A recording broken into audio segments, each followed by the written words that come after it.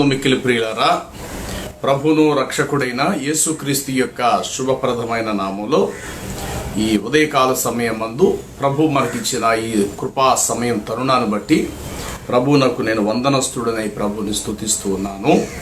ప్రియులారా, మరి ప్రస్తుత దినాలలో దేవుని వాక్యం ఈ విధంగా అనేక మంది సేవకులు, భక్తులు ప్రజలకు అందించే పనిలో ఉంటుండగా మా ఖుదా ఈసా మసీహ్ మినిస్ట్రీస్ యొక్క పరిచర్యలో కూడా ఇది ఒక భాగంగా మరి దేవుని సత్య సంగతులను లోకానికి తెలియచేసే పనిలో ఈ ఫేస్బుక్ ద్వారా మరి దేవుని వాక్యం అందించడం జరుగుతున్నది.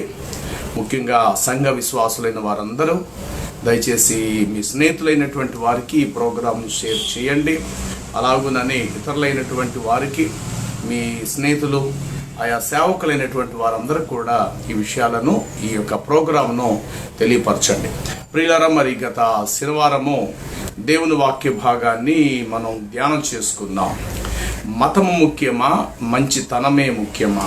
మతము ముఖ్యమా, మానవత్వమే ముఖ్యమా అనేటువంటి అంశంపై మాట్లాడడం జరిగింది. ఈ ప్రోగ్రాం చూసి విన్న సహోదరులు చాలామంది వ్యక్తిగతంగా వారి అభిప్రాయాలను ఫోన్ ద్వారా కూడా తెలియపరిచి చాలా చక్కటి విషయాలు తెలియపరిచారు పాస్టర్ గారు అని చెప్పి వారు సంతోషించడం జరిగింది. అలాగే ఈ ప్రోగ్రాంకి పూర్వము గత కొన్ని నెలల క్రితము మతము మార్చుకొనుట తప్ప అనేటువంటి అంశం కూడా పార్ట్ 1, పార్ట్ 2 కూడా యూట్యూబ్లో మీకు అవి లభ్యమవుతాయి. వాటిని కూడా మీరు పొందుకోవచ్చు, చక్కగా చూడొచ్చు. మతము మార్చుకోవటం తప్పేమైనా ఉందా? అసలు మతం అనేది ఎందుకు మార్చుకుంటారు? మతము మారటానికి రెండు కారణాలు.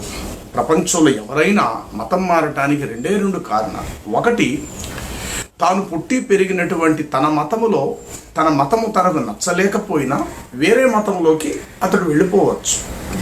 తాను పుట్టి పెరిగినటువంటి తన మతము తనకు నచ్చకపోయినా తన మతములో ఉన్నటువంటి సిద్ధాంతాలు, ఆచారాలు, కట్టుబాటులు తనకు నచ్చలేకపోయినా వేరే మతాన్ని ఆ వ్యక్తి స్వతంత్రుడిగా అవలంబించవచ్చు.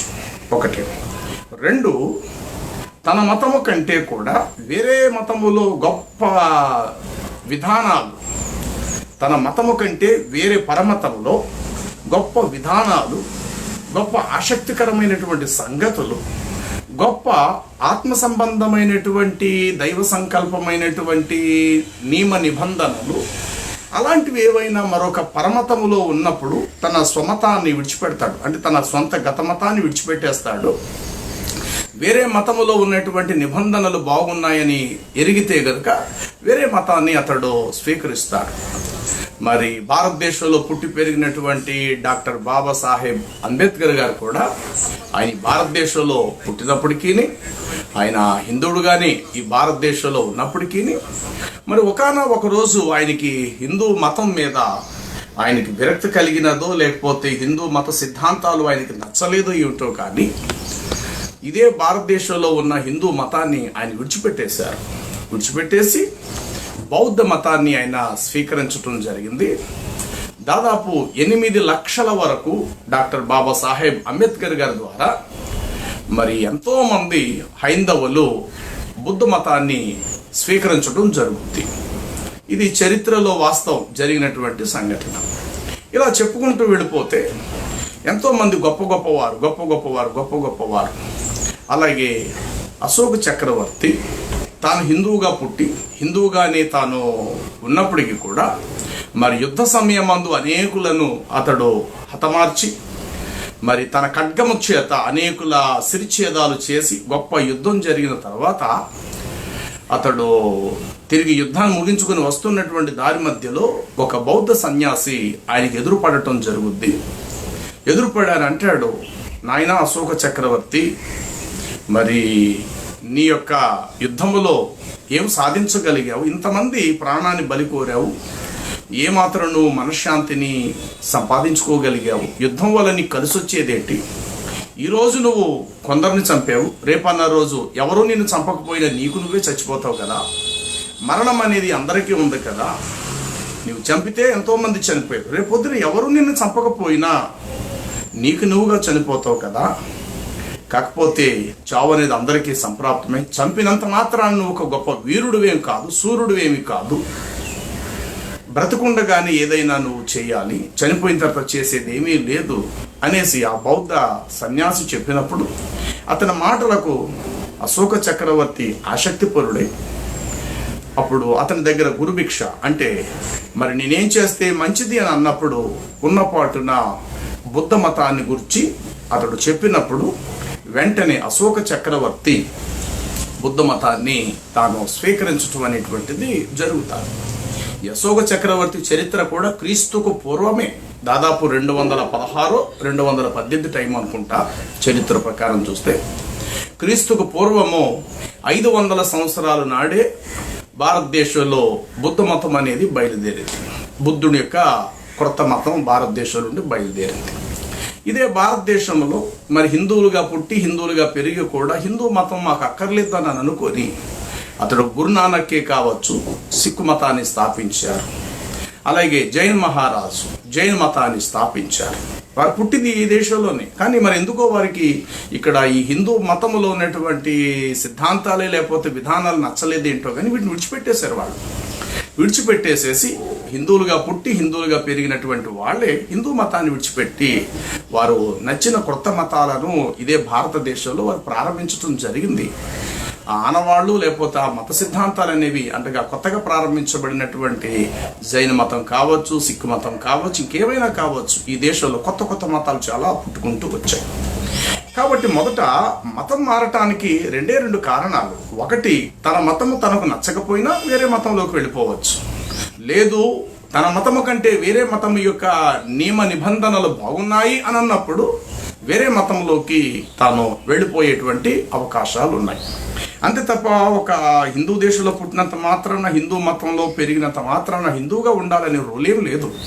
ఎందుకంటే ప్రపంచంలో మనిషి ఒక జంతువు కాదు, పశువు కాదు, పక్షి కాదు, నేలను పారే ఒక పురుగు కాదు. మనిషి స్వతంత్రుడు. మనుషుడు ఆలోచన చేస్తాడు, ఆలోచింప చేసే అవకాశం ఇతరులకు ఇస్తాడు. కాబట్టి మనుషుడు స్వతంత్రుడు కనుక తనకి నచ్చిన దాన్ని స్వీకరించేటువంటి హక్కు భూమి మీద ప్రతి మనిషికి ఉంది. మనిషి ఒక బానిస కాదు. మొదట మనిషి అన్నాక ఒక స్వతంత్రుడు. మనిషి ఒక చెట్టు కాదు, ఎక్కడ మొలిచిందో అక్కడే అలాగా ఉండిపోవడానికి, నరికేస్తే నరికించుకోవడానికి, కొమ్మలు వాలిపోవటానికి మానవుడు ఒక వృక్షం కాదు కదా. అలాగే ఒక జంతువుని చంపేస్తూ ఉంటుంటే దాని పక్షంగా వ్యాజ్యమాడు వారు ఎవరూ లేరు. కానీ ఒక మనుషుని చంపేస్తుంటుంటే 10 మంది అడ్డొస్తారు. కానీ ఒక పామును చంపినా, ఒక తేలును చంపినా, లేకపోతే ఒక క్రూర మృగాన్ని చంపుతున్నప్పుడు అయ్యో దాన్ని చంపొద్దు అని చెప్పేసి ఎవరు అడ్డురా. అంటే ఈ ప్రపంచంలో మనుషుడు చాలా విలువైన వాడని మనిషికి తెలుసు. కాబట్టి మనిషికి అపాయం కలిగినప్పుడు కూడా తోటి మనిషికి సహాయకుడుగా నిలబడతాడు. కాబట్టి ఈ ప్రపంచంలో మనుషుడు చాలా ఉత్తమమైన వాడు. జీవులలో కల్లా, సకల ప్రాణుల్లో కల్లా మానవుడు చాలా ఉత్తమమైన వాడు, చాలా అర్హత కలిగిన వ్యక్తి అనేది మొదట మనిషి గురించి మనుషులుగా మనం తెలుసుకోవాలి. కాబట్టి మనిషి స్వతంత్రుడు కనుక తనకు నచ్చితే వేరే దానిలోకి వెళ్ళే అవకాశం తనకుంది. ఒక ఉద్యోగం చేస్తున్నాడు, ఆ ఉద్యోగం అతనికి నచ్చలేదు, తను బాగుండాలని కోరుకుంటున్నాడు కనుక వేరే ఉద్యోగంలోకి తను వెళ్ళిపోవచ్చు. అంతే తప్ప చిన్నప్పటి నుంచి నువ్వు ఇదే పనిలో పుట్టావు, ఇదే పనిలో పెరిగావు, మీ తల్లిదండ్రులందరూ కుమ్మరి వాళ్ళు కాబట్టి నువ్వు కూడా మట్టి పిసుకుంటూ కుమ్మరి పని చేయమని చెప్పడం రూల్ లేదు. తల్లిదండ్రులు, తాత ముత్తాతలు కుమ్మరులు కావచ్చు, మట్టి పిసుక్కొని వాళ్ళు బ్రతికిన నిరుపేద స్థితి గల వారు కావచ్చు. కానీ ఈరోజు వారి పిల్లలు విదేశాల్లో ఉద్యోగాలు చేసుకుంటున్నారు, గొప్ప గొప్ప ఉన్నత స్థానంలో ఉన్నారు. అరే మా తాత ముత్తాతలు అందరూ మట్టి పిసుక్కున్నారు కాబట్టి మేము కూడా అదే వృత్తి చేయాలని రూల్ ఏం లేదు కదా. ఏమంటే అలాగే ఈనాడు పురోహితులు ఉన్నారు, పిల్లలందరూ కూడా పురోహితులుగానే ఉన్నారా? అర్చకం చేస్తూ ఉన్నారా వాళ్ళు? ఏమైనా ఏ పురోహితుల పిల్లలు అంటే బ్రాహ్మిన్స్ పిల్లలు వారి విదేశాల్లో ఉద్యోగాలు చేయటం లేదా? మరి వారి తాత ముత్తాతలు పెద్ద పెద్ద గుళ్ళకి అర్చకులుగా, పూజారులుగా వారు ఉంటే ఉండొచ్చు. మరి ఈరోజు వారి పిల్లలు అలా లేరే. ఎందుకంటే వారికి నచ్చింది ఇది, వేరే దేశం వెళ్ళి అక్కడ బాగుపడాలనుకున్నారు. అంటే మానవుడు స్వాతంత్రుడు. అలాగే చెప్పులు కుట్టుకునేటువంటి వాళ్ళు ఎంతోమంది ఉన్నారు తాత ముత్తాతల నుండి. అలా చెప్పులు కుట్టుకునేటువంటి వారి పిల్లలు ఈరోజు చెప్పులు కుట్టేవాళ్ళుగా మాత్రం అక్కడే ఉండిపోయారంటే కాదు కదా. ఈరోజు చెప్పులు ఫ్యాక్టరీలకు యజమానులుగా వారు మారిపోయారు. ఒకప్పుడు తాత ముత్తాతలు రోడ్ల మీద తెగిపోయిన చెప్పులు ఒళ్ళో పెట్టుకొని కుట్టుకునేవారుగా ఉంటే ఈరోజు వారి పిల్లలు విదేశాల్లో పెద్ద పెద్ద చెప్పుల ఫ్యాక్టరీలకే యజమానులుగా మారిపోయినటువంటి సందర్భాలు ఈరోజు మనం చూస్తున్నాం. కాబట్టి ప్రపంచంలో మానవుడు ఎవరంటే స్వాతంత్రుడు.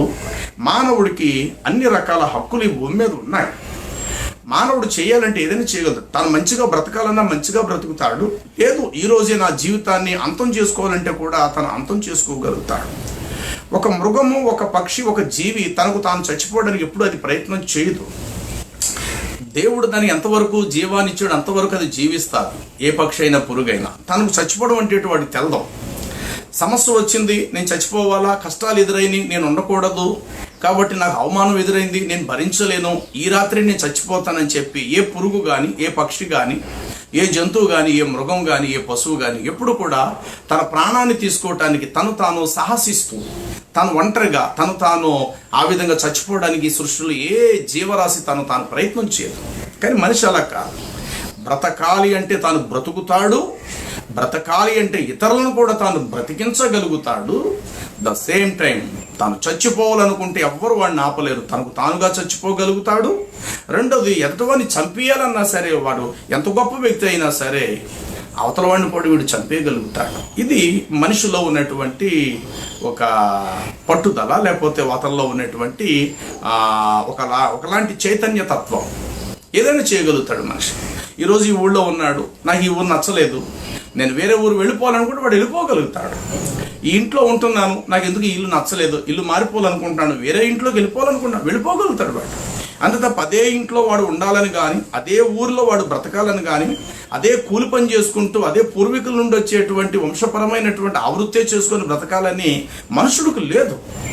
మనిషి స్వాతంత్రుడు. కాబట్టి మంచి చెడులను విశ్లేషించే జ్ఞానం మనిషికి ఉంది కనుక తనకంటే వేరే దాంట్లో గొప్ప మంచి ఉన్నదని ఎరిగినప్పుడు వేరే దాంట్లోకి వెళ్ళిపోవటం అనేది సహజం. అదే క్రమంలో మరి ఈ యొక్క భారతదేశంలో కానీ ప్రపంచం మొత్తం మీద కూడా మరి చాలామంది ఈనాడు క్రైస్తవ్యాన్ని స్వీకరించడానికి, క్రైస్తవ్యంలోకి వెళ్ళిపోవటానికి బలమైన కారణాలు ఏమిటంటే వేరే మతాలలో లేనటువంటి ప్రేమ, దయ, క్షమాపణ, ఆదరణ, నిత్య జీవం అనేవి ఒక క్రైస్తవ్యంలోనే ఉన్నాయి. నిన్నటి వరకు క్రైస్తవ్యాన్ని వ్యతిరేకించిన వారు సైతం, క్రైస్తవం పేరు చెబితే కొట్టేటువంటి వారు సైతం, వీలైతే చంపేసేటువంటి వారు సైతం కూడా ఈనాడు క్రైస్తవ్యాన్ని అంగీకరిస్తున్నారు. రెండోది, క్రైస్తవ్యంలో బలవంతము లేదు. బెదిరించి చెట్టుకు కాళ్ళు చేతులు కట్టేసి, చెట్టుకు కట్టేసి, కొరడాలతో కొట్టేసి, నువ్వెందుకు వెళ్ళిపోయి అందులోకి, నీ తల గుండు గీసేస్తాము, లేకపోతే ఊళ్ళోంచి నిన్ను వెలివేసేస్తాము, నువ్వు మతం మార్చుకున్నావు కదా, అలాంటి ఏమీ లేవు. క్రైస్తవం కేవలం దేవుని మాటలు చెప్తారు, మీకు ఇష్టమైతే ప్రభువుని అంగీకరించండి అని చెప్తారు. అంతకుమించి బలవంతం ఏమీ లేదు. సువార్త పత్రికలు పంచిపెడుతుంటారు. సువార్త పత్రికలు యేసు ప్రభు వారు పలికిన బైబిల్లో మాటలను పేపర్ రూపంలో ముద్రించి వాటిని ఇతరుల చేతులకు అందిస్తూ, ఇదిగో ప్రభు పలికిన మాటలు మీరు కూడా తెలుసుకున్నారా అని చెప్పి ఇతరులకు పంచిపెడతారు. దీనిని ఏదో పెద్ద విషయం చేస్తూ, అదిగో మీరు మత ప్రచారం చేసేస్తున్నారు. ఇక్కడ ఒక విషయం, మీరు మతం మార్చుకుంటున్నారు, మీరు మత ప్రచారం చేస్తున్నారు అని అంటున్న వారు కూడా ఏదో మతంలో ఉన్నారే కదా. బాగా ఆలోచన చేయండి. ఇదిగో మీరు మా ఊళ్ళోకి వచ్చి మత ప్రచారం చేయకండి అని అంటున్నారు కదా. అలా అంటున్న వారు తాము కూడా ఏదో ఒక మతంలో తాము కూడా ఉన్నారు కదా. వాళ్ళు కూడా ఒక మతంలో ఉన్నారు. మొత్తం మీద ఎదుట బోధించేదాన్ని వారు ఒక మతంగా భావిస్తూ ఈ మతాన్ని ఇక్కడ ప్రచారం చేయకండి అంటారు. మరి ఆ మాట చెప్తున్నటువంటి వారు తాము ఒక మతంలో లేరా? నువ్వు ఒక మతంలో ఉన్నప్పుడు వేరే మతం గురించి వేరే వారు చెప్తున్నప్పుడు నీకు భయమేంటి? నువ్వేనా సరైన మార్గంలో ఉండి నువ్వు మతంలో లేనప్పుడు వేరే వారు మతం కోసం చెప్తున్నప్పుడు నువ్వు బాధపడాలి. నువ్వు ఆల్రెడీ ఒక మతంలో ఉన్నావు, వేరే వాడు కూడా వేరే మతం కోసం ఏదో చెప్పాడని అనుకుందాం. దానికి మనం ఎందుకు ఫీల్ అవ్వాలి? ఏమంటే ఒక కిరాణా దుకాణంలో లేక ఫ్యాన్సీ దుకాణంలో ఎన్నో రకాల సబ్బులు ఉంటాయి. అక్కడ సబ్బులు అమ్మబడినని చెప్పి లైన్గా సబ్బులు పేర్చుంటాయి, సోప్స్. ఎవరికి నచ్చిన సోపు వారు తీసుకుంటారు, తప్పేమిటి? ఎవరికి నచ్చింది అంతే తప్ప ఆ దుకాణం వాడు ఇదే వాడుకోండి అని చెప్పడం సరిపోదు కదా. ఇది ఈ సబ్బు మాత్రమే కొనుక్కోవడానికి మా దగ్గరికి రండి అని చెప్పడు కదా. ఆ షాపులు ఎన్నో వందల కొద్ది సోప్స్ ఉంటాయి. అతనికి నచ్చినటువంటి సోపును అతడు వాడుకుంటాడు, తప్పేముంది? మార్కెట్కి వెళ్ళాం, ఎన్నో రకాల కూరగాయలు కనబడతాయి, ఫలానా కూరగాయలే కొనుక్కోండి అని చెప్పి కూరగాయల దుకాణం వాడు చెప్పడు కదా. నీకు నచ్చిన కూరగాయలు నువ్వు కొనుక్కుంటా, అది నీ స్తోమత, నీ ఇష్టం. అది అలాగనే మత ప్రచారం అని అనుకుంటున్నారు కదా, మతాన్ని బోధిస్తూ ఉన్నప్పుడు యువతల వారు కూడా ఏదో ఒక మతంలో మొత్తం మీద ఉన్నారు కదా, ఎందుకు భయపడాలి? సరే, నీ మతం నీది గొప్ప, వాళ్ళ మతం మీద వాళ్ళకు గొప్ప. సరే, రెండు మతాల కోసం ప్రజలకు తెలిసింది కాబట్టి ఏ మతంలో మంచి ఉన్నది అనేది ప్రజలే అంగీకరిస్తారు, వారే దాన్ని అవలంబించగలుగుతారు. అయితే ఇప్పుడు మతం మార్చుకున్నంత మాత్రాన అతడేమి అసిద్ధం తింటా లేదు కదా, బాధపడిపోవడానికి. అందుకు మీరు మతం మార్చుకుంటున్నారు, మతం మారి కానీ అసిద్ధం తినమని చెప్తారు. మీరు మతం మార్చిన తర్వాత ఒంటి మీద బట్టలు లేకుండా రోడ్ల మీద తిరగమని చెప్తారు. కాబట్టి మతం మారిన తర్వాత భర్త భార్యను వదిలేయమని చెప్తారు, లేక భార్య భర్తను వదిలేయమని చెప్తారు. మతం మారిన తర్వాత మీరు దొంగోళ్ళుగా మారిపోమని చెప్తుంటారు. కాబట్టి అలాంటి మతాన్ని చెప్పకండి మనం బాధపడదాం. మతం మారితే దొంగగా మారండి, వ్యభిచారిగా మారండి, జూదం ఆడండి, త్రాగుడు త్రాగండి, దొంగతనాలు చేయండి, కుటుంబాలను దూరం చేసుకోండి, భార్యను వదిలేయండి అని చెప్పేవి ఏమైనా చెప్తే నిజంగా దానికి మనము వెంటనే చర్య తీసుకుందాం. ఇది చాలా మూర్ఖత్వం, ఇది చాలా అజ్ఞానం. మీరు చెప్పే మాటలో కుటుంబాలు పాడు చేస్తున్నారు మీరు మతం పేరు చెప్పి అని మనం బాధపడాలి. కానీ క్రైస్తవులు అలా లేదే. ఒక భార్యకు ఒక భర్తే ఉండాలి, ఒక భర్తకు ఒకే భార్య ఉండాలనేదే బైబిల్ సిద్ధాంతం. తర్వాత నీ శత్రువును ప్రేమించు, నిన్ను హింసించే వారి కొరకు ప్రార్థన చెయ్యి అని చెప్పేసి ప్రభు చెప్పారు. కాబట్టి దీన్ని మతమని ఎలాగా మనము అనుకుందాం ప్రియులారా? కాబట్టి క్రైస్తవ్యము మార్గము తప్ప క్రైస్తవ్యం అనేది ఎంత మాత్రము మతము కాదు. రండి, యేసుక్రీస్తు ప్రభు వారు చెప్పారు. మత్తయి సువార్త 23వ అధ్యాయము 15వ వచనాన్ని మొదట మనం చదివితే అక్కడ అంటాడు కదా, మీలో ఒకడు తన మతములో ఒక వ్యక్తిని కలుపుటానికి సముద్రము సుదూర ప్రాంతము నుండి భూమి దిగంతముల నుండి వచ్చి మీలో ఒకడు, అంటే మీరు ఒక మనిషిని మీ మతములో కలుపుకొనటానికి నలుదిక్కుల నుండి ప్రయాణం చేసి వస్తారు అంటాడు. చదువుతున్న మాట వినండి. అయ్యో వేషధారులైన శాస్త్రులారా, పరిశీలారా, ఒకరిని మీ మతములో కలుపుకొనుటకు మీరు సముద్రమును భూమిని చుట్టి వచ్చేదారు. అతడు మీ మతములో కలిసినప్పుడు అతన్ని మీకంటే రెండింతల నరకపాత్రుడుగా చేయుదురు అన్నాడు.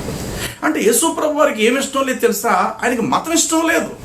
ఇక్కడ మనం తెలుసుకోవాల్సిన విషయం ఏంటంటే అసలు యేసు ప్రభు వారికి మతం అనేది ఇష్టం లేదు. మరి యేసుక్రీస్తు వారు ఏం బోధించడానికి వచ్చారు? ఆయన మతాన్ని బోధించకపోతే మరి ఏం బోధించాడండి అని అంటారా?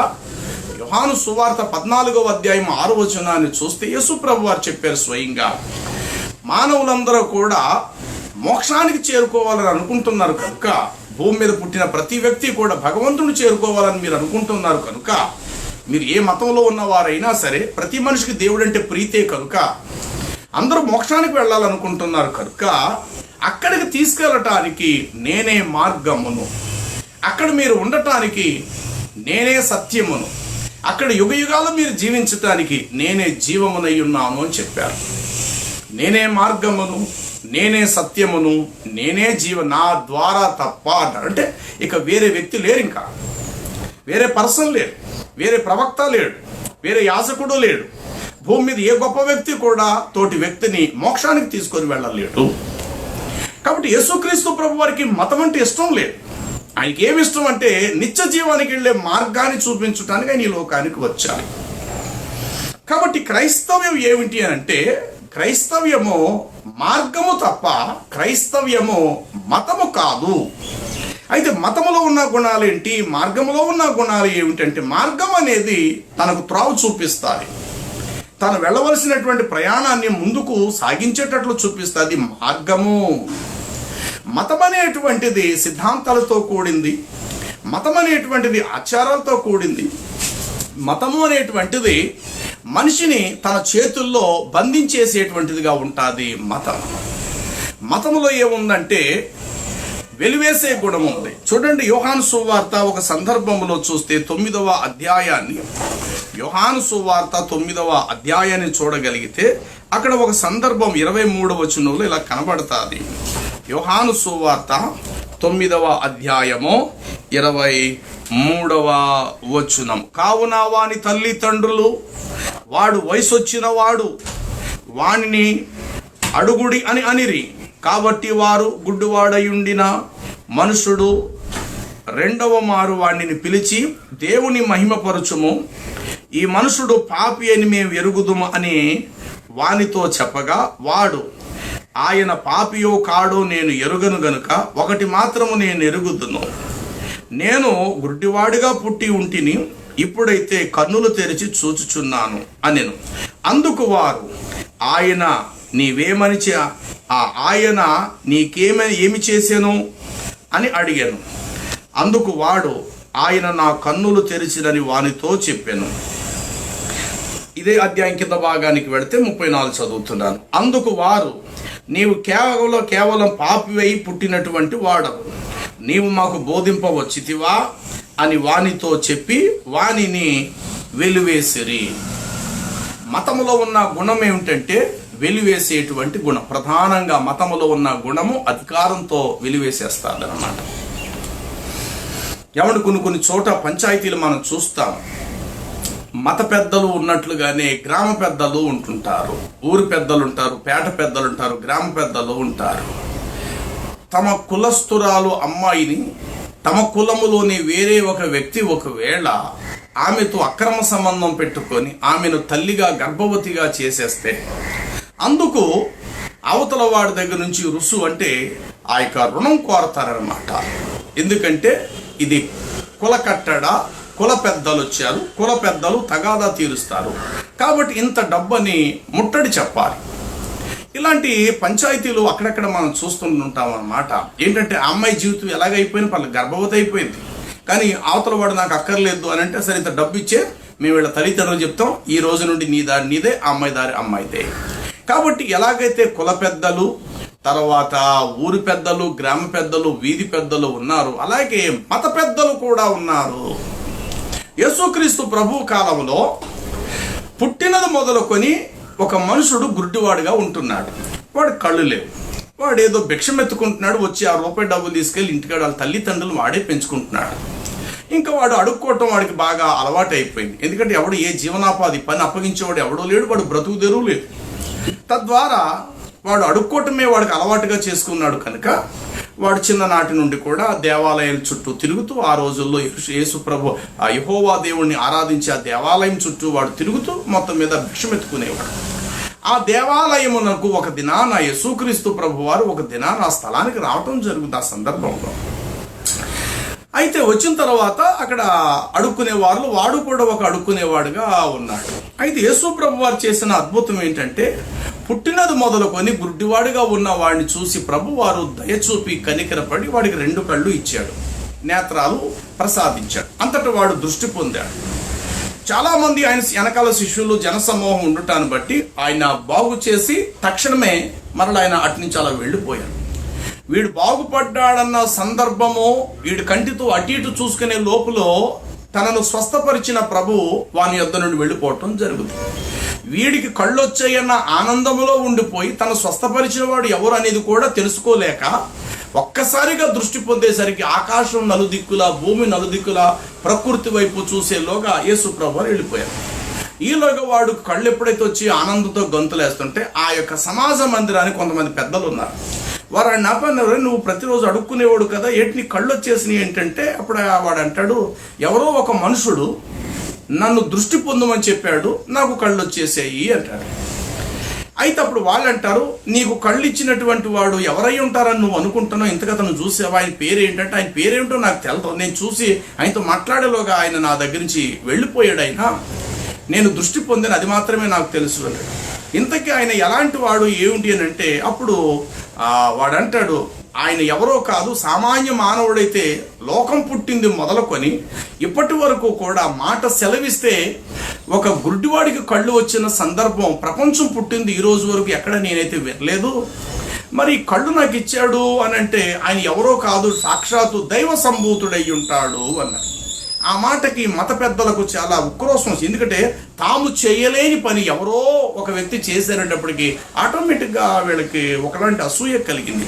ఎప్పుడు కూడా చూడండి, ఇద్దరు పోట్లాడుకుంటున్నప్పుడు గెలిచేవాడికి ఎప్పుడు నవ్వే ఉంటుంది. వాడు గెలిచి ఎన్ని దెబ్బలు తినేసినా బంగారు పథకం వాడి చేతికి వచ్చేసరికి, కిరీటం వాడి చేతికి వచ్చేసరికి, గెలిచాను అన్న సందర్భం వచ్చేసరికి వాడి దెబ్బలన్నీ మర్చిపోతాడు. గెలిచేవాడు నోటి నిండా నవ్వు ఉంటుంది, గెలిచేవాడికి ఎప్పుడు కూడా ఆనందం ఉంటుంది. ఎట్టొచ్చి ఓడిపోయినటువంటి వాడే గెలిచిన వాడి మీద పగ సాధించాలన్న ఆలోచన అప్పుడే ప్రారంభమవుతుంది. నా కళ్ళ ముందు ఇన్ని దెబ్బలు నన్ను కొట్టి కూడా గెలిచాడు కదా, వీడంతా నేను చూస్తానని చెప్పి ఆ సభలో నుండి వాడు మెట్లు దిగి బయటకు వెళ్ళిపోతాడు. కాబట్టి గెలిచిన వాడు ఓడిపోయిన వాడి మీద పగ పెట్టుకోడు, ఎందుకంటే గెలిచాడు కదా, ఆడికి సంబంధం ఏముంది. వీలైతే సంతోషం వాడి భోజనం కూడా పెట్టగలుగుతాడు, తాను గెలిచాడు కాబట్టి. ఓడిపోయిన వాడు గెలిచిన వాడితో ఏమిచ్చినా తీసుకోలేడు, ఎందుకంటే నా కళ్ళ ముందు నన్ను ఓడగొట్టి నువ్వు గెలిచావు కనుక నేను నిన్ను క్షమించలేదన్నటువంటి ఉక్రోషం వాళ్ళలో ఉంటుంది. ఈ మత పెద్దలు వాళ్ళు చేయలేని పని, వారి చేతుల వల్ల సాధ్యము కాలేనిది ఎవరో బయట నుండి ఒక వ్యక్తి వచ్చి బాగు చేశాడు. అది సహించలేక ఈ యొక్క గ్రూపుగా ఉన్న ఈ మత పెద్దలందరూ అన్నారు, నీకు కళ్ళు ఇచ్చిన వాడి కోసం నువ్వేమనుకుంటున్నావంటే ఆయన మీకంటే గొప్పవాడని నేను అనుకుంటున్నాను, మీరు మత పెద్దలైతే ఆయన అందరికన్నా పెద్దవాడని నేను అనుకుంటాను, ఆయన చేతుల్లో సర్వ హక్కులు ఉన్నాయి, సర్వశక్తులు ఆయన చేతుల్లో ఉన్నాయి, కాబట్టి నాకు కళ్ళు ఇచ్చాడంటే వాడు కోపం వచ్చి ఏం చేశారంటే వాడు అమ్మ బాబుని పిలిచి అడుగుతారు, నిజంగా వీడు పుట్టుకతో గుడ్డివాడుగా పుట్టాడా లేకపోతే కళ్ళుండే గుడ్డోడుగా నటిస్తున్నాడా అంటే వాళ్ళ తల్లిదండ్రులు చెప్పాడు, లేదు లేదు పుట్టుకతోటే గుడ్డివాడు, అడుక్కునేటువంటి వాడుగా ఇక మారిపోయాడు, మేము కూడా వదిలేసాం వీడిని అన్నప్పుడు, మరి వీడు ఈరోజు దృష్టి పొందాడు, ఎలా పొందున్నాడు మీకేమో తెలుసా అంటే వాళ్ళంటారు, వాడు వయసు వచ్చిన వాడే కదా, వాడేమి చిన్న పిల్లోడేం కాదు కదా, మాట్లాడలేనోడేం కాదు కదా, వాడు వయసు వచ్చిన వాడు, వాడిని మీరు అడిగితే మీకే వాడు సరైన సమాధానం చెప్తారంటే మళ్ళీ రెండోసారి కూడా వాడిని దగ్గర చెప్పరా, అసలు నీ కళ్ళు ఇచ్చిన వాడు సంగతి నువ్వేమనుకుంటున్నావు అన్నప్పుడు ఆయన గొప్ప రక్షకుడు అయి ఉంటాడు. ఈలోగాని వీళ్ళకి ఇన్ఫర్మేషన్ తెలిసిపోయింది, ఏంటి వాడి కళ్ళు ఇచ్చిన వాడు ఎవరో కాదు, మతాన్ని ఇష్టపడలేని మార్గములో నడిపించే యేసు అన్న సంగతి వారు తెలిసింది. వీళ్ళేమో మతములో ఉన్నారు, యేసు వారు మార్గాన్ని బోధించడానికి వచ్చిన వాడు. వీళ్ళకి అప్పటికి అర్థమైంది, ఆ ప్రాంతం అంతా అడావుడితో లేచిపోయింది, దుమ్ము దోగరు లేచినట్లు. ఇదిగో పలానా గుడ్డివాడికి యేసు ప్రభు వారు కళ్ళు ఇచ్చాడట, నేత్రాలు ఇచ్చాడట, దృష్టి పొందేశాడట వాడు అని చెప్పేసి. అప్పుడు వీళ్ళు అన్నారు, రెండోసారి అడిగినప్పుడు వాడంటాడు, నాకు నేత్రాలు ఇచ్చిన వాడు గొప్ప రక్షకుడై ఉంటాడనేసరికి వీళ్ళు తట్టుకోలేనంత కోపం కలిగి ఏం చేశారో తెలుసా ప్రియులారా, వాణ్ణి ఆ సమాజ మందిరములో నుండి, మా కులములో నుండి, తానున్న యోధా మతములో నుండి వాణ్ణి వెలివేసిరి అని వ్రాయబడినది. ఈ 34వ వచనాన్ని మనం గమనిస్తే ఇక్కడ రాయబడినది, అందుకు వారు నీవు కేవలము పాపివై పుట్టిన వాడవని నీవు మాకు బోధింపవచ్చితివా అని చెప్పి వానిని వెలివేసిరి. చూడండి, దానికి ముందు 16వ వచనం కూడా చూద్దాం. కాగా పరిసయ్యుల్లో కొందరు ఈ మనుషుడు విశ్రాంతి దినమున ఆచరించుట లేదే గనుక దేవుని యొద్ద నుండి వచ్చిన వాడు కాడు అని అనిరి. మరికొందరైతే పాపి అయిన మనుషుడు ఈ విధముగా గుడ్డివాడికి కళ్ళు ఇచ్చేటట్లుగా ఈ సూచక క్రియ ఎలాగు చేయగలడు అని చెప్పుకొనిరి. ఆ సందర్భములో వారిలోనే గొప్ప భేదము పుట్టెను. కాబట్టి వారు మరలా గుడ్డివాణితో అతడు నీ కన్నులు తెరిచినందుకు నీవు అతని గురించి ఏమనుకునుచున్నావని అడగగా అతడు ఒక గొప్ప ప్రవక్త అయ్యుంటాడు అని అనెను. ఆయన ఎవరో కాదు, గొప్ప రక్షకుడై ఉంటాడు, దైవం తరపున వచ్చినటువంటి వాడు, దైవం తరపున అవతరించిన వాడు అయి ఉంటాడు అన్నప్పుడు వీళ్ళకి ఆ శక్తులు లేనందున వెంటనే వాడి కన్న తల్లిదండ్రులను ఆ సమాజములో నుండి వాడిని వెలివేసిరి. నెంబర్ 1, మతము చేసే పని ఏమిటంటే వెలివేసే గుణం ఉంది. మార్గము ఏం చూపుతుందంటే చేరదీసే గుణము మంచితనములో ఉంది. మంచితనములో మార్గం ఉంది, మంచితనములో చేరదీసే గుణం ఉంది. మరి మతములో ఏమున్నది అనంటే వెలివేసేటువంటి గుణము మతములో ఉంది. చూడండి, అదే యోహాను సువార్త 8వ అధ్యాయాన్ని మనం చూడగలిగితే 4-5 వచనాలను చూద్దాం. బోధకుడా, ఈ స్త్రీ వ్యభిచారము చేచుండగా పట్టబడెను, అట్టి వారిని రాళ్లతో రువి చంపవలనని ధర్మశాస్త్రము లేక మా మతములో మాకు మోషే ఆజ్ఞాపించాడు కదా అనిరి. అయినను నీవేమి చెప్పుదు అని ఆయనను అడుగుచు ఆయన మీద నేరము మోపవలనని ఆయనను శోధించుచు అడిగిరి. చూడండి, మరో సందర్భం ఏమిటంటే ఒక స్త్రీ వ్యభిచారం చేస్తుంటుండగా పట్టబడింది. ఆమె చేసింది 100% తప్పే. ఆమె చేసినటువంటి తప్పు వ్యభిచారాన్ని బట్టి ఆ రోజుల్లో వ్యభిచారం చేసిన వారిని రాళ్లతో కొట్టి చంపేయాలి. ఇది ఆ రోజుల్లో ఉండేటువంటి మత సిద్ధాంతము. చూడండి, లేవియాకాండం 21:9 మనం చూస్తే, లేవియాకాండము 21:9 ఆ మాట మనకు కనబడుతుంది. లేవియాకాండం 21:9 వారు జారా స్త్రీనే గాని భ్రష్టురాల్ని గాని పెండ్లి చేసుకొనకూడదు. చూసారా ప్రియులారా, జారా స్త్రీనే గాని తర్వాత భ్రష్టురాలను గాని దేవుణ్ణి కలిగిన వారు చేసుకోకూడదు. ఎందుకంటే ఆమె జారా స్త్రీ, వ్యభిచారం చేసే స్త్రీ. ఆమెకు ఆ రోజుల్లో విలువ లేదు. రెండో మాట ఏమిటంటే ద్వితీయోపదేశ కాండం 21:24 చూస్తే, ద్వితీయోపదేశ కాండం 21:24 చూస్తే ఖచ్చితంగా అలాంటి దాన్ని రాళ్లతో కొట్టి చంపేయాలనేటువంటిది ఆ రోజుల్లో ఉండేటువంటి ఒక గొప్ప విధానం అన్నమాట. ద్వితీయోపదేశ కాండము 21 ఆ మాట మనం చూస్తాము. అక్కడేమంటాడంటే అలాంటి వారిని మరి రాళ్లతో కొట్టి చంపేయాలి అనేటువంటి మాట మనం చూస్తాము. చూడండి 21 చూద్దాము. 21:20 అప్పుడు ఊరి ప్రజలందరూ రాళ్లతో అతనిని చావగొట్టవలెను, అట్లు ఆ చెడుతనము మీ మధ్య నుండి పరిహరించబడును అనే మాట మనం చూస్తాం. అంటే పూర్వకాలంలో తప్పు చేసినటువంటి వారిని రాళ్లతో కొట్టి చంపేయాలి. రెండవది, వ్యభిచారం చేసిన స్త్రీని వెలివేసేయాలి. అలాంటి స్త్రీని సమాజంలో చేర్చుకూడదు. ఆమె ఎంత అందంగా ఉన్నా వేరే ఒకడు ఆమె దగ్గరికి వెళ్ళకూడదు, ఆమెను పెళ్లి కూడా చేసుకోకూడదు. ఆమె అందంగా ఉండొచ్చు వ్యభిచారి, కానీ నేను ఈయన పెళ్లి చేసుకుంటానని కూడా ఆ స్త్రీని అనకూడదు. ఆమెను ఒక పురుగు కంటే హీనంగా చూడాలి. ఇది సందర్భం. యేసు ప్రభు వారి కాలంలో ఇంచుమించు అలాంటి పరిస్థితి ఒకటి ఎదురైంది. ఆమెను రాళ్లతో కొట్టి చంపేయాలని అనుకున్నారు అక్కడున్న మత అధికారులు. యేసు ప్రభు దగ్గర తీసుకొచ్చి అంటారు, బోధకుడా, మరి ఈమె వ్యభిచారం చేస్తుండగా పట్టబడింది, ఇలాంటి దాన్ని రాళ్లతో కొట్టి చంపేయాలనేదే యోధా మత సిద్ధాంతము. కాబట్టి నువ్వేం చెప్తావు దీనికి సంజాయి, ఏమని బోధిస్తావు అన్నప్పుడు యేసు ప్రభు ఒక మాట అంటాడు, ఈమె చేసింది పాపము తప్పని మీరు నమ్ముచున్నారంటే అవును, 100% ఈమె చేసింది తప్పే, ఈమె చేసింది పాపమే, ఈమె చేసింది అతిక్రమమే, దైవానికి విరుద్ధంగా ద్రోహం చేసింది, దైవాజ్ఞను మీరింది అన్నారు. అప్పుడు ఆయన అంటాడు, ఈమెలాగా ఏ పొరపాటు, ఏ తప్పిదము, ఏ పాపము చేయలేని వారు మీలో ఎవరైనా ఇక్కడ ఉంటే ఆమెను మీరు కొట్టండి అన్నాడు.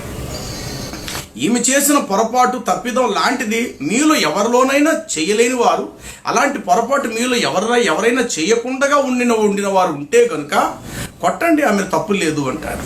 తీరా చూస్తే ప్రతి ఒక్కరిలో ఏదో లోపం, ఏదో పొరపాటు, ఏదో అవిధేయత, ఏదో పాపం, ఏదో చెడుతనం ప్రతి మనిషిలో ఉండటాన్ని బట్టి ఒకరి ముఖాలు ఒకరు చూసుకున్నారే కానీ ఆ మాట చెప్పిన క్షణములు ఎవరో పట్టకుండా ఎత్తిన రాళ్ళు ఎత్తినట్లుగా విడిచిపెట్టి వెళ్ళిపోయారు.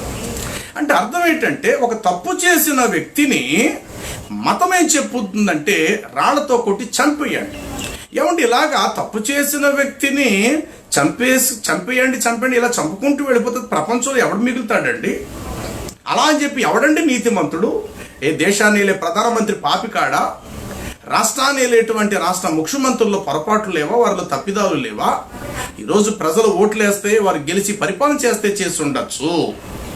రేపొద్దున వారు చచ్చిపోతే వారి శరీరం పురుగు పట్టదా ఏంటి? రేపొద్దున చచ్చిపోతే ఆ శరీరం దగ్గరికి వెళ్తే కంపు కొట్టదా ఏంటి?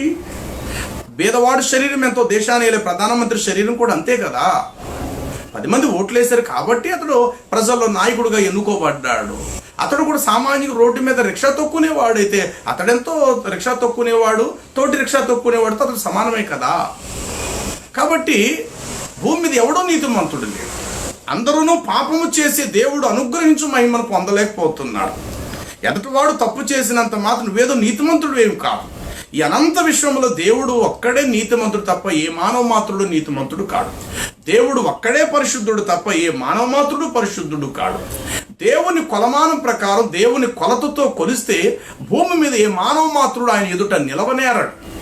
దేవా, నీవు దోషములు కనిపెట్టి చూచిన ఎడల ప్రభువా ఎవడు నీ ముందు నిలబడగలుగుతాడు? అయినను జనములు నీ యందు భయభక్తులు నిలిపినట్లు నీ యొద్ద మాత్రము క్షమాపణ దొరుకుచుంది అని వ్రాయబడింది. కాబట్టి ఇప్పుడు యేసుప్రభు చెప్తాడు, మీలో పాపం లేనివాడు, పాపం చేయలేనివాడు ఉంటే గనుక ఆమె చేసిన తప్పిదం లాంటి తప్పు మీలో లేకపోతే మీరు కొట్టండి. అందరూ కూడా తప్పు చేసిన వాళ్ళు అక్కడ ఉన్నవాళ్ళు అందరూ కూడా.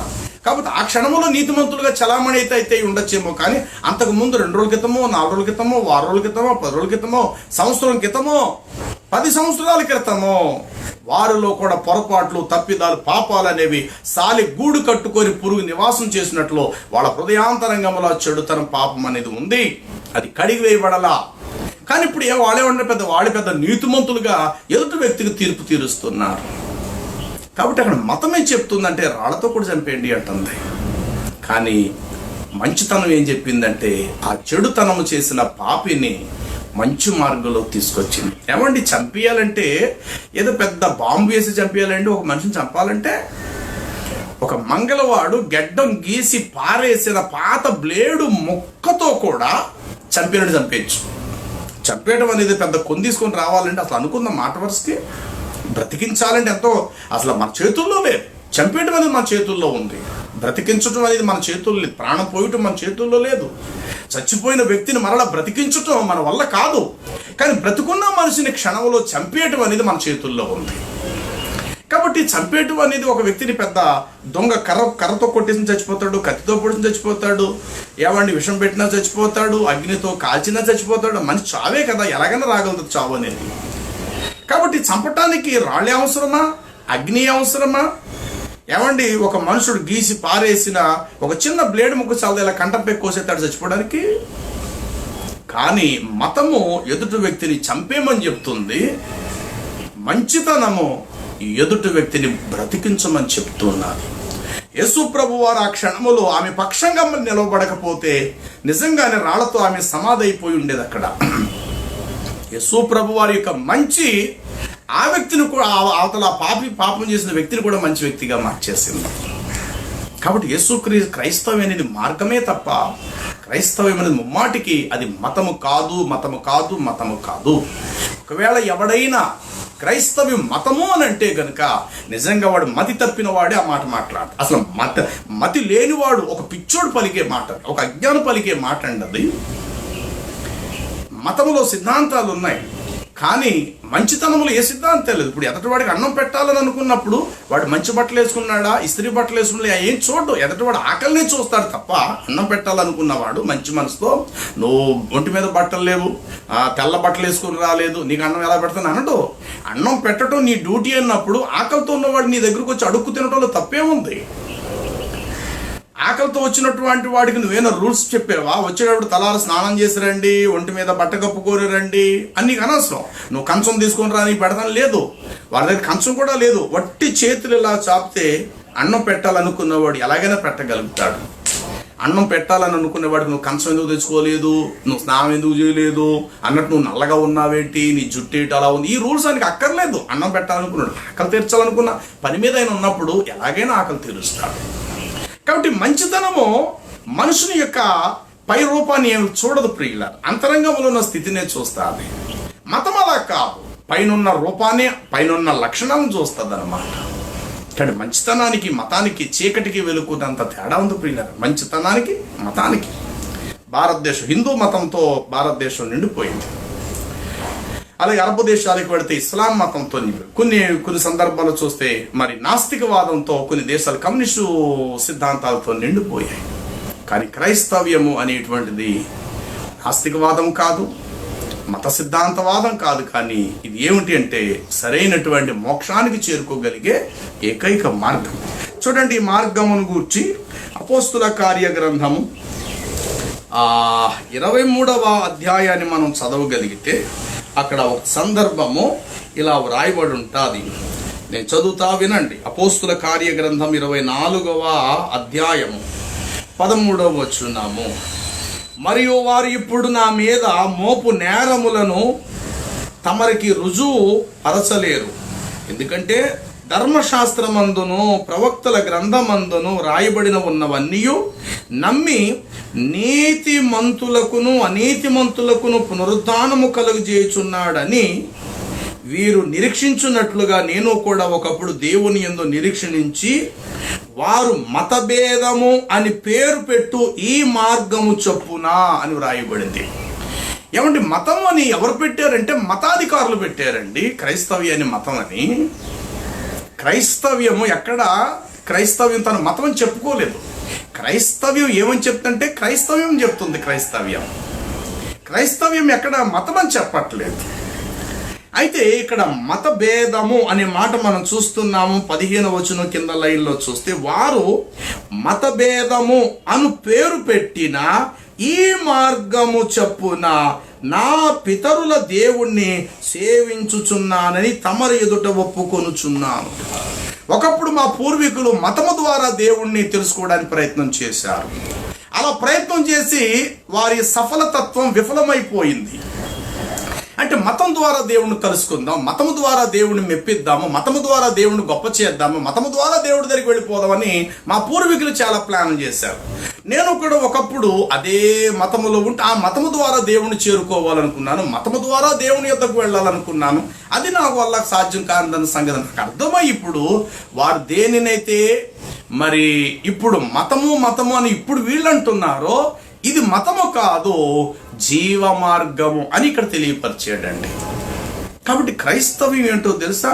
మతము కాదు. క్రైస్తవ్యం ఏమిటి అంటే అది నిత్య జీవానికి వెళ్ళేటువంటి అది గొప్ప మార్గమై ఉన్నది అనేటువంటి సత్యాన్ని మొదట మనం తెలుసుకోవాలి. 24:5 కూడా మీకు చదువుతానేమనండి.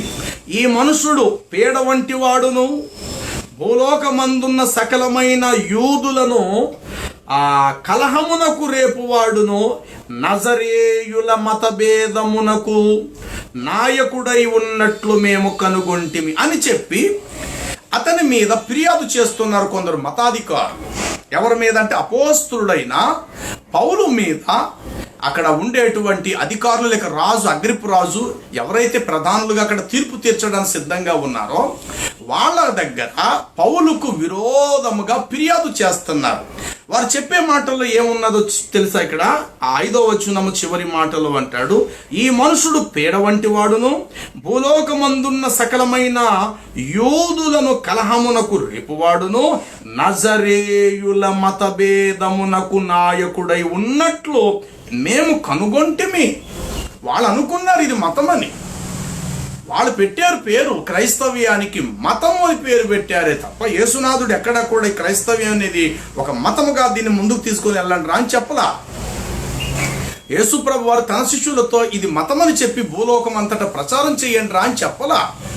ఇది రుజువు మార్గము, ఇది సత్య మార్గము, ఇది పరిశుద్ధ మార్గం అని యేసు ప్రభు వారు చెప్పారు. కాబట్టే ఇది పరిశుద్ధ మార్గం కనుక ఈ పరిశుద్ధ మార్గాన్ని ప్రచురపరిచే పనిలో ఆయన శిష్యులైనటువంటి ఆది అపోస్తులు ప్రభు కొరకు ఈ నిత్య జీవ మార్గం కొరకు తమ ప్రాణాలను పణంగా పెట్టారు ఆనాడు.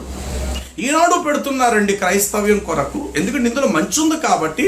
ఏ మంచి కోసం ప్రాణం పోగొట్టుకోవడంలో తప్పే ఉందండి? మంచి కొరకు ప్రాణం పెట్టుటలో తప్పే ఉందండి. మంచివాడు తన స్నేహితుని కొరకు ప్రాణం పెట్టును అని చెప్పి వ్రాయబడినది. మంచి కొరకు ఎవడైనా చనిపోవటంలో తప్పు లేదు. ఒక మంచి కొరకు, ఒక చెడు కోసం చచ్చిపోయాడంటే దానికోసం ఆలోచించాలేమో, కానీ ఒక మంచి కోసం చచ్చిపోవటంలో తప్పేముందండి?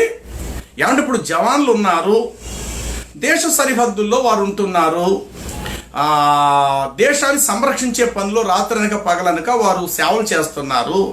శత్రువు వచ్చి వారి మీద దాడి చేయడంతో వారు చచ్చిపోయారు అనుకుందాం. ఏమంటే వాళ్ళ బాడీలో వారి శరీరాన్ని అక్కడే కుక్కలకో నక్కలకో పక్షులకో అక్కడే ఖననం చేసి అక్కడ వదిలేస్తున్నారండి? లేదే. వారు చేసినది త్యాగము గొప్పదని గుర్తించిన ప్రభుత్వము వారిని తమ స్వస్థలాలకు గౌరవంగా తీసుకొని వచ్చి అధికార లాంఛనాలతోనూ గొప్పగా వారిని అధికారులు ప్రధానులు అనేకులు వచ్చి ఆ చనిపోయిన వ్యక్తికి పాదాభివందనాలు చేసినట్టు నమస్కారాలు చేసి, మా దేశానికి నువ్వు ఇంత సేవలు చేసే మహానుభావ, నీ రుణం మేము తీర్చుకోలేవు అన్నట్లు జాతీయ జెండాని అతని మీద కప్పి ఘనంగా స్వాగతంగా విలువైనది అనగా గొప్ప ఖరీదైన లాంఛనాలతో అతనిని వీలైతే గంధపు మ్రానుల మీద కాల్చినట్లు, లేకపోతే ఖరీదైన స్థలములో అతని భూస్థాపన చేసి ఒక పెద్ద స్తూపం అక్కడ కట్టి, అధికారులు కూడా వచ్చి అక్కడ ఆ రోజంతా అదే పని మీద, ప్రధానులు సైతం తమ పనులన్నీ పక్కన పెట్టుకుని వచ్చి అక్కడ సేవలు చేస్తూ అతని భూస్థాపన కార్యక్రమం చేస్తున్నారే. ఎందుకని? గొప్పది. ఇంకో మాట చెప్తానండి. ఒక ఉగ్రవాది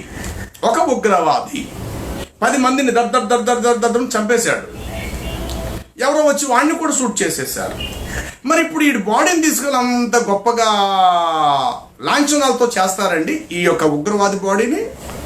ఎందుకు చేయలేరు? వాడు చేసిన పని చెడు కొరకు. వాడు ఇతరులను చంపాడు, వాడు చచ్చిపోయాడు. కాబట్టి వాడు బాడీని ఘనంగా తీసుకెళ్ళడం కదా, కుక్కల కంటే హీనంగా వాడిని పడే. ఎందుకంటే వాడు చేసిన పని చెడ్డ పని. ఇక్కడే తెలిసిపోతుంది కదా మంచి అంటే ఏంటో, చెడు అంటే ఏంటో. దేశం కొరకు ప్రాణం పెట్టిన వాడిని లాంఛనాలతో గొప్పగా వాడిని ఊరేగించుకుంటూ భూస్థాపన చేస్తారు. దేశానికి ద్రోహం చేసేటువంటి వాడిని తీసుకెళ్లి ఏదో మొక్కలుగా పడేసినట్లుగానే పెంట కుప్పమే పారేసినట్టు తీసుకెళ్లి పారేస్తారు. ఏమంటే బిన్ లాడెన్ శరీరాన్ని ఏం చేశారంటే తీసి అక్కడ సముద్రంలో పడేశారట. కసబ్ అన్న వాడిని ఏం చేశారంటే తాజ్ హోటల్ని మహారాష్ట్ర ఇక బాంబేలో పేల్చి చాలా మందిని పొట్టను పెట్టుకునేటువంటి వాడిని ఏం చేశారండి? చెప్పబెట్టుకుని ఉరి తీసి చంపి పడేశారు అంతే. బిన్ లాడెన్ అన్నవాడిని తీసుకొచ్చి చంపి తీసి అక్కడ సముద్రంలో పడేశారు. వాడు ఎంత గొప్పవాడైతే ఎవడకు కావాలి? ఎందుకంటే వాడు దేశద్రోహులుగా వారు పరిగణించబడ్డారు చరిత్రలో. కాబట్టి అలాంటి వారికి ఏమీ కూడా లాంఛనాలు ఏమీ కూడా జరగవు. అదే ఒక దేశాన్ని కాపాడే పనిలో అయితే కనుక చనిపోతే అతన్ని ఎంతో గొప్పగా లాంఛనాలతో అతన్ని సత్కరిస్తూ తీసుకెళ్లి భూస్థాపన చేయటం అని జరుగుతుంది. మరి మంచి కోసం ప్రాణం పెట్టుటలో విలువే ఉంది కదా, చెడేం లేదు కదా. కాబట్టి క్రైస్తవ్యం గొప్పది కాబట్టి ఈరోజు కూడా క్రైస్తవ్యం కొరకు ప్రాణాలు పెడుతున్నారు. ప్రాణాలు తీసేవాడు మన దేశంలో చాలా మంది ఉన్నారండి. మతాన్ని కలిగిన వాడు ప్రాణాలు తీసేస్తాడు, మతాన్ని ప్రేమించేవాడు ప్రాణాలు తీసేస్తాడు, మంచిని ప్రేమించాలని అనుకున్నవాడు ప్రాణాలు పెట్టేస్తాడు.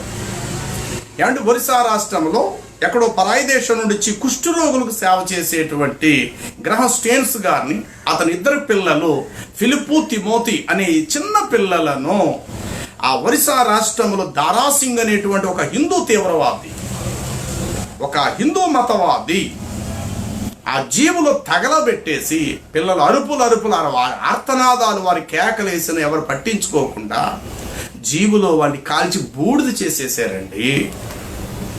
కాబట్టి ఇప్పుడు కాల్చి నుండి ఏమందాము? పెద్ద సన్మార్గుడు అని చెప్దామా? దారాసింగ్ అన్న వాడిని బేడీలేసారి తీసుకెళ్ళండి, కోర్టులో నిలవబెట్టారు. వాడిని గొప్పవాడండి, దేశం కొరకు ప్రాణం పెట్టేంత సైనికులు అంటాడు. ఆడేమో దారాసింగ్ అన్నవాడు దేశం కొరకు ప్రాణం పెట్టినోడైతే లాంఛనాలతో వాడిని తీసుకెళ్లి భూస్థాపన చేస్తారు. ప్రధానులు వచ్చి వాడికి పాదాభివందనాలు, చనిపోయిన శరీరానికి నమస్కారం చేస్తారు. మరి వాడిని కొట్టుకుంటూ ఈడ్చుకుంటూ తీసుకెళ్లి వాడిని జైల్లో నిలబడాక బోన్లో నిలబడితే చనిపోయినటువంటి గ్రహం స్టేన్స్ గారి యొక్క భార్య ఏం చెప్పింది తెలుసా? నా భర్తను చంపిన వ్యక్తి మీద నాకు ఆవేదనే ఉంది తప్ప ఆవేశము లేదు. అతడు తెలియక చేసినటువంటి తొందరపాటు పనే తప్ప ఇదేదో బుద్ధిపూర్వకంగా ఆవేశపూర్వకంగా ఏదో బుద్ధిపూర్వకంగా చేసింది కాదు. తన మతాన్ని గొప్ప చేసుకోవాలన్న పనిలో నా భర్తను చంపాడే తప్ప నా భర్త మీద కక్ష సాధింపుతో అయితే చంపలేదు. కనుక ఆ వ్యక్తి మీద నాకు జాలే దయే ఉన్నది తప్ప అతన్ని శిక్షించాలనేటువంటిది నాకు లేదని ఆ రోజు జడ్జి గారి ముందు చనిపోయినటువంటి గ్రహం స్టేన్స్ గారి భార్య ఒప్పుకుందండి. ఈ విషయం ప్రపంచానికి వార్తగా వెళ్ళిపోయింది. కాబట్టి మతం ఏం చేస్తుందంటే ఎదుటిని చంపేమంటుంది. అది హిందూ మతం కావచ్చు, ఇస్లాం మతం కావచ్చు, ఇంకోటి కావచ్చు గాక. ఎదుటివాడిని చంపే, అని ఉంచక అని చంపే అని చెప్పొద్ది. కానీ మార్గం అలా కాదు. క్రైస్తవ్యం అనేది మార్గం. అది వీలైతే ప్రాణమన్న పెడతాడేమో తప్ప ఎదటివాడి ప్రాణాన్ని బలి కోరటం అనేటువంటిది ఆది అపోస్తులు అనగా యేసు ప్రభు వారి యొక్క ప్రధాన శిష్యుల దగ్గర మనం చూస్తే మధ్యలో కొంతమంది క్రైస్తవ్యం కొరకు కొంతమంది క్రూసేడ్స్ లేకపోతే దండయాత్ర చేసి ఎవరో కొంతమంది దుర్మార్గులు ఉంటే ఉండొచ్చు, వారి కోసం నేను చెప్పట్లా. అసలు బైబిల్ ఏం చెప్తుంది అనేది మనకు మూలం. ఒక బైబిల్లో క్రైస్తవ్యం మతం అని ఉంటే కనుక ఇది మతాన్ని మీరు ఇతరుల దగ్గరికి తీసుకెళ్ళి మతాన్ని ప్రచారం చేయండి అనేటువంటి మాట యేసు ప్రభు వారి నోట కానీ యేసు ప్రభు ఏర్పరచుకున్న తన శిష్యుల నోట కానీ ఈ క్రైస్తవ్య మతాన్ని ఇతరులకు మీరు చెప్పండి అంటే అప్పుడు మనం కూడా దీనిని మతంగానే అభివర్ణిద్దాం. కానీ ఎక్కడ కూడా బైబిల్ ప్రకారంగా యేసువారి బోధల ప్రకారంగా యేసు శిష్యులకు బోధల ప్రకారంగా క్రైస్తవం ఎక్కడ మతం కాదే. ఇది ఏమిటి అంటే మార్గము మార్గము మార్గము మార్గము నిత్య జీవానికి వెళ్ళే మార్గం తప్ప ఇది ఎప్పటికీ ముమ్మాటికి కూడా ఇది మతము కాదు అనేటువంటి సత్యాన్ని మనం తెలుసుకోవాలి.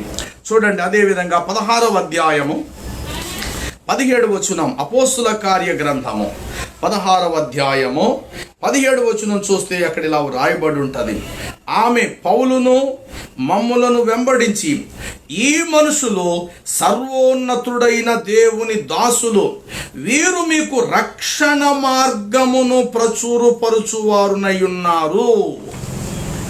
మతాన్ని ప్రచురపరుచువారు కాదు, మతాన్ని ప్రచురపరుచువారు కారుగాక.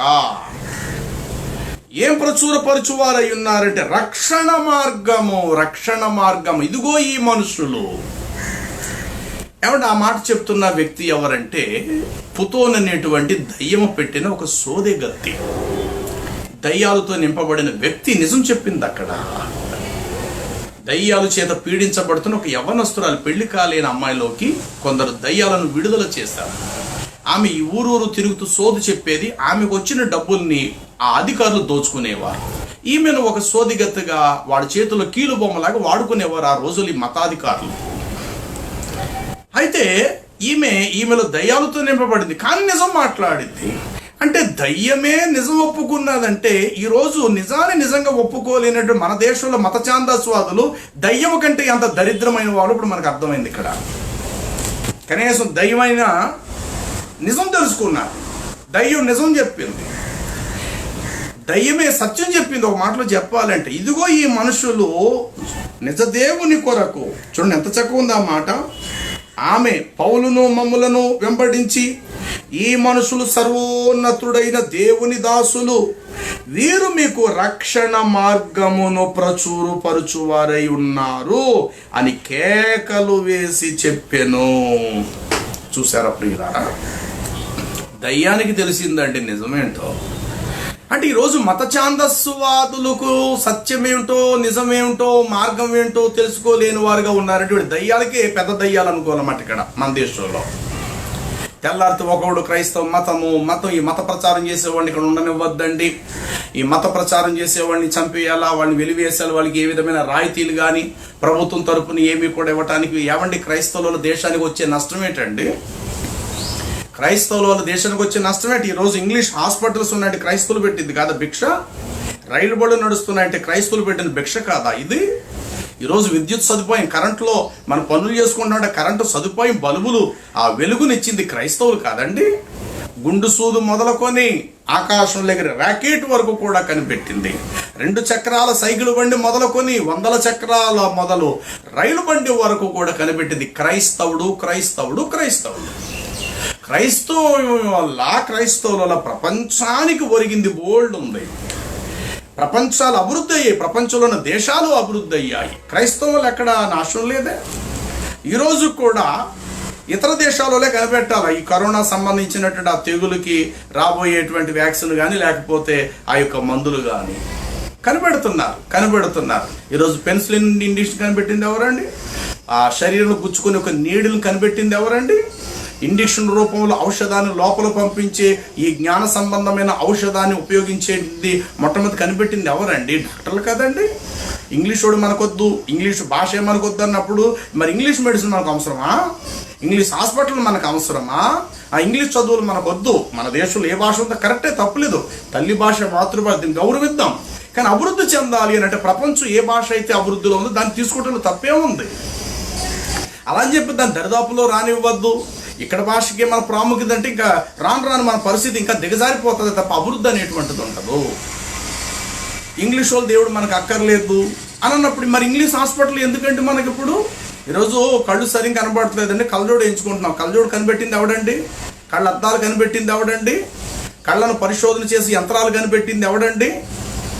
దానిని ఒక కళ్ళజోడు రూపంలో వేసి వస్తువు కనబడలేని వస్తువు కనబడేటట్లుగా ఒక కళ్ళకు వేసుకున్న గ్లాసెస్ అద్దాల ద్వారా ఎదుటి ఏమున్నదో స్పష్టంగా నీకు కనబడుతుందంటే ఆ విధమైన పనితనాన్ని నీకు చూపించి నీకు కల్పించి నీకు అందించిన వాడు ఎవడంటే క్రైస్తవుడే.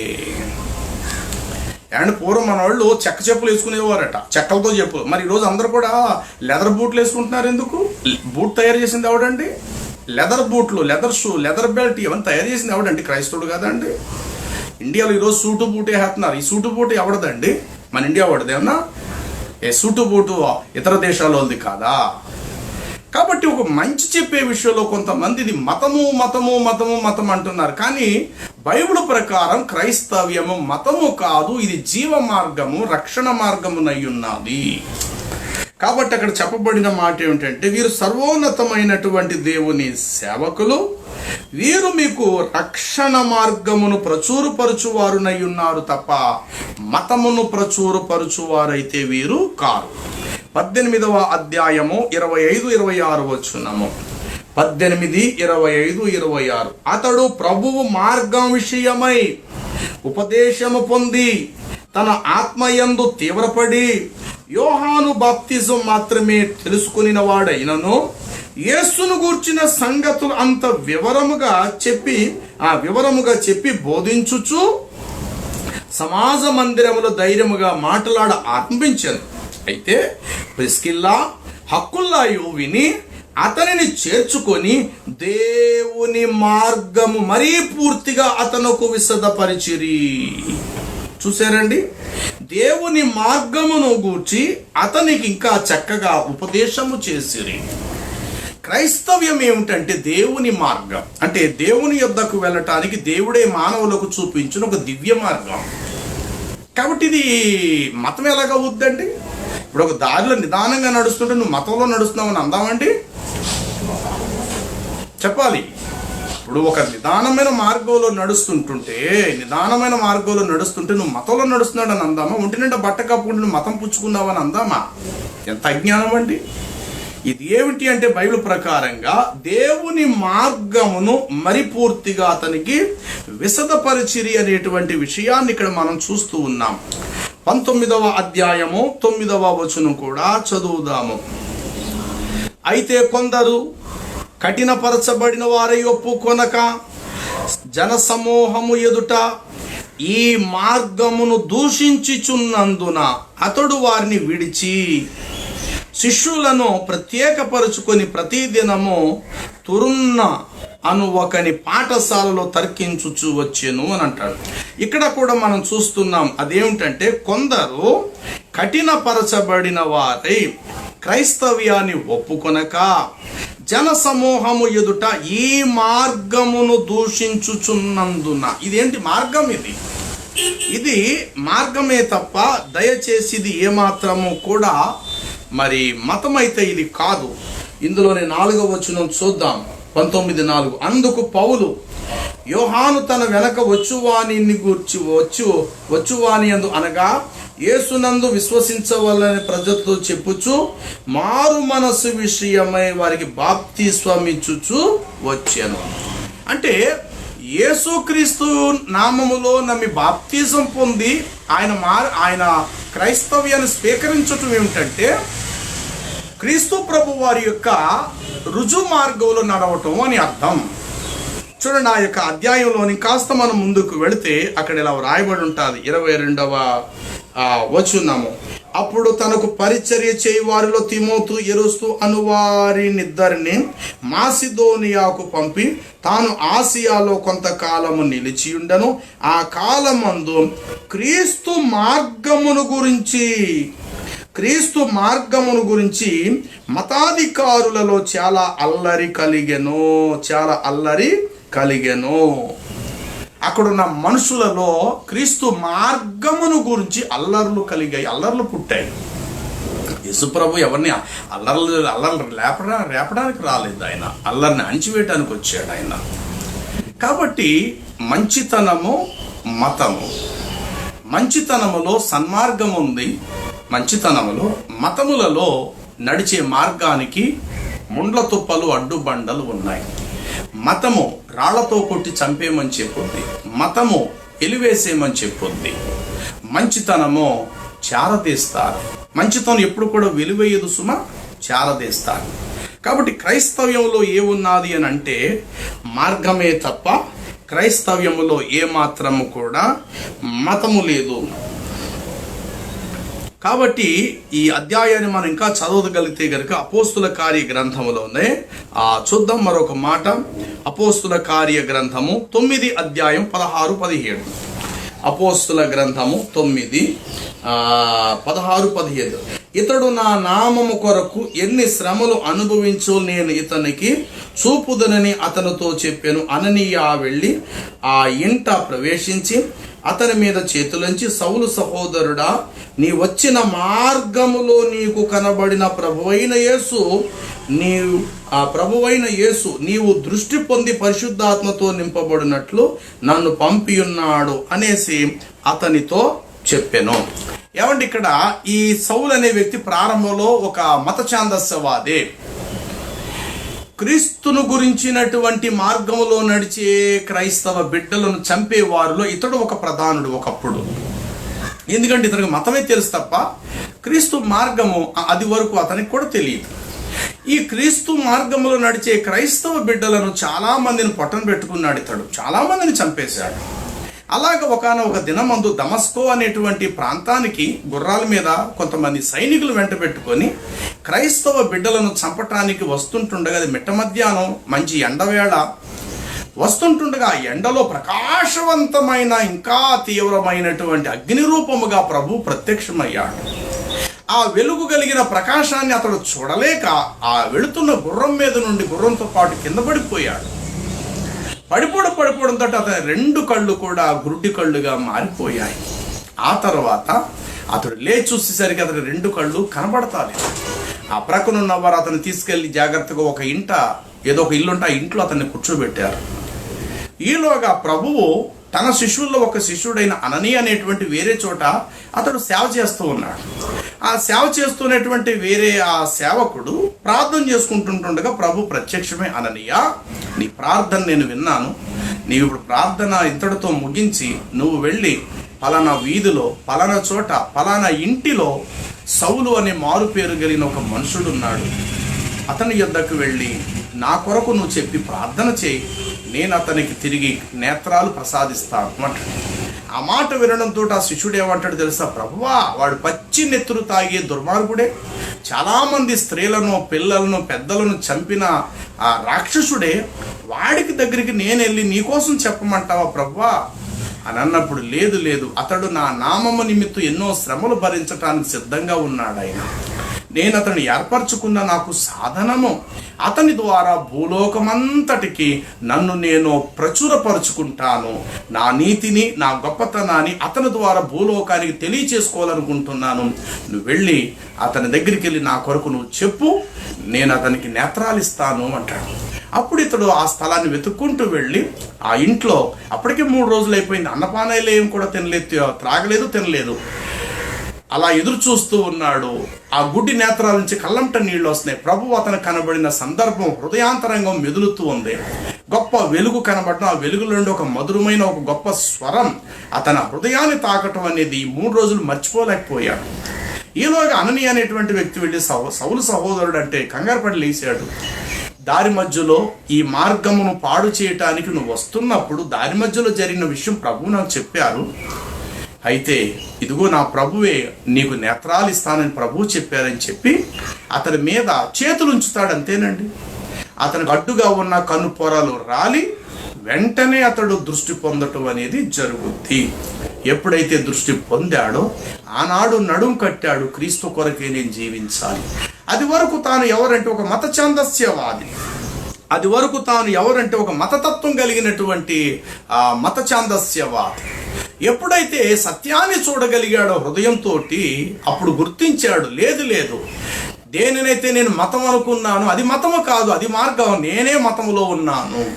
మతము చేత నా కన్నులు మూసుకుపోయాయి, ఇప్పుడే నా కన్నులు తెరవబడ్డాయి, ఇదిగో ఇదే సరైన రుజువైన మార్గం అని చెప్పి అప్పటి వరకు క్రైస్తవులను చంపి క్రీస్తును దూషించే ఆ వ్యక్తే ఈరోజు క్రీస్తే లోకరక్షకుడని ప్రచురపరుస్తూ చివరికి ఆ క్రీస్తు కొరకే తన ప్రాణాన్ని కూడా అర్పణముగా అర్పించి శిరచ్ఛేదం చేయబడటానికి తన తలను, తన శరీరాన్ని మరణానికి కూడా తాను అప్పగించుకోగలిగాడు.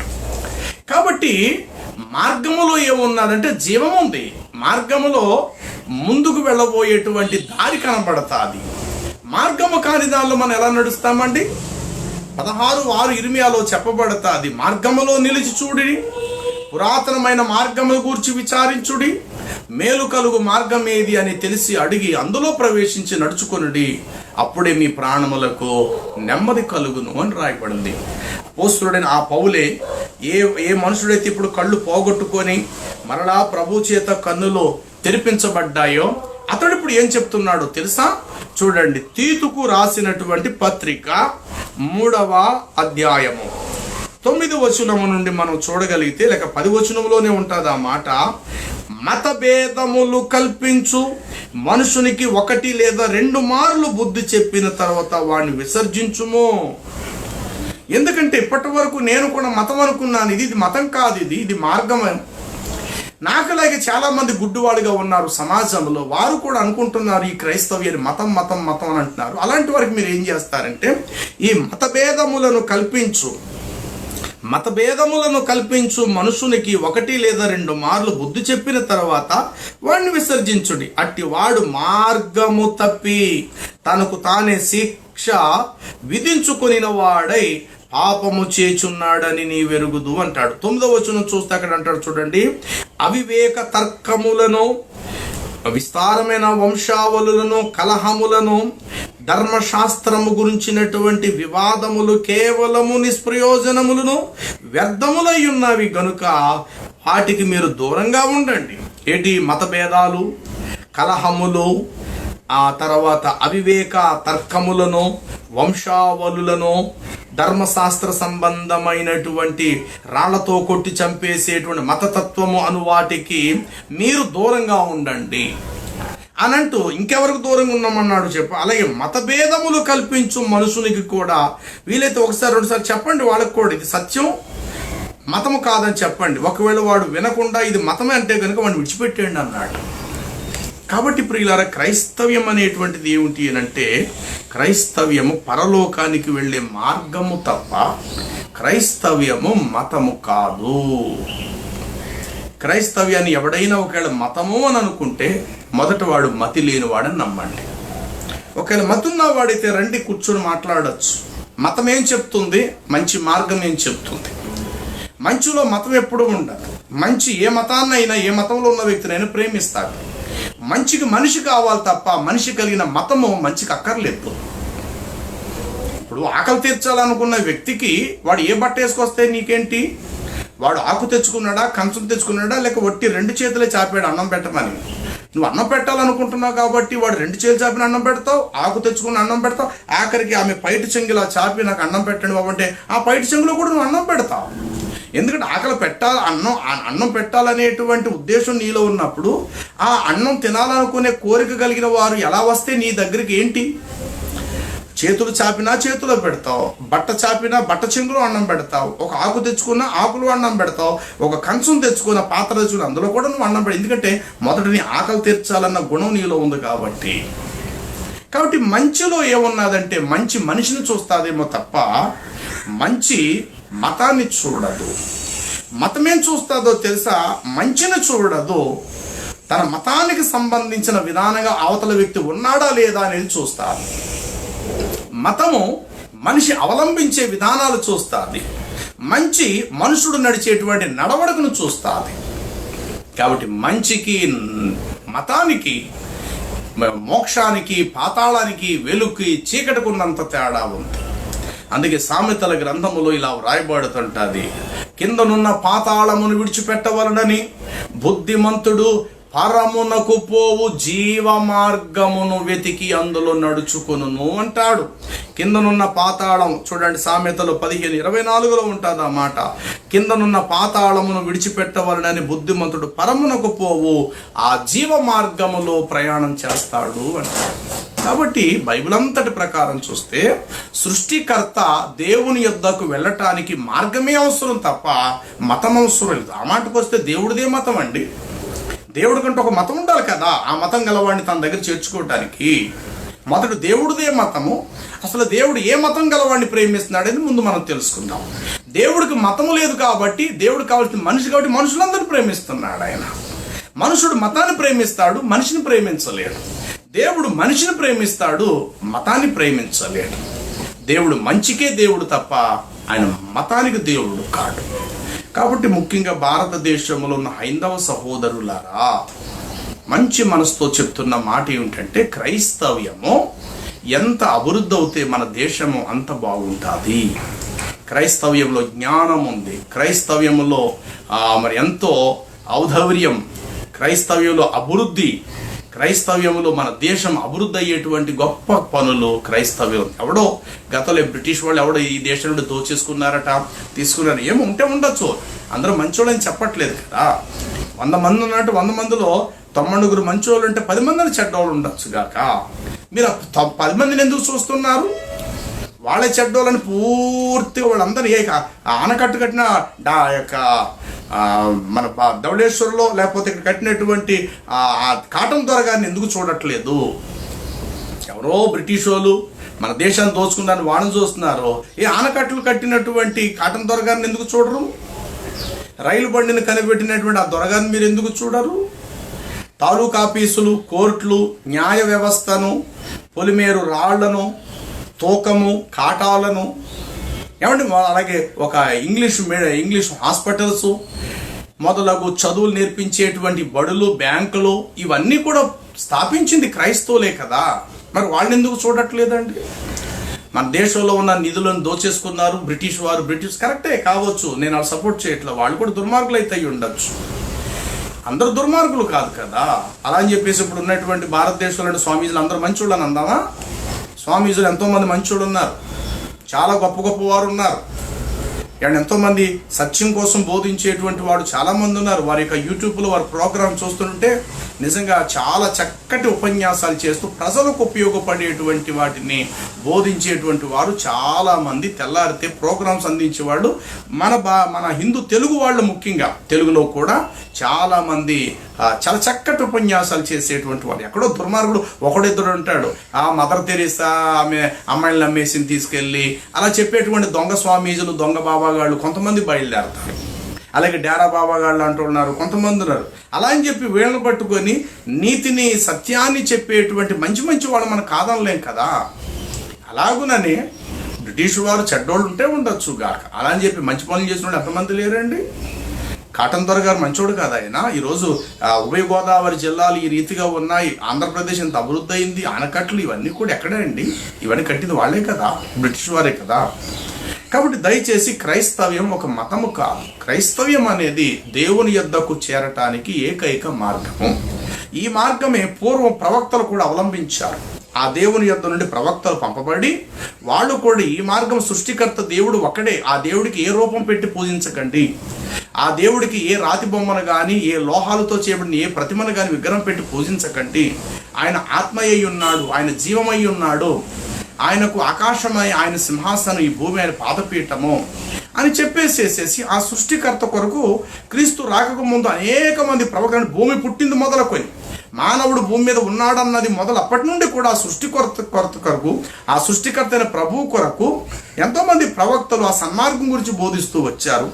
ఆ ప్రవక్తలందరూ చెప్పి ఫైనల్గా రాబోయే ఆ దేవుడే మానవుడికి లోకానికి దిగి రాబోతున్నాడని చెప్పి ఆ ప్రవక్తలందరూ యేసుక్రీస్తు నాథుని కొరకు చెప్పి వారు జీవితాన్ని ముగించుకొని వెళ్ళిపోయారు.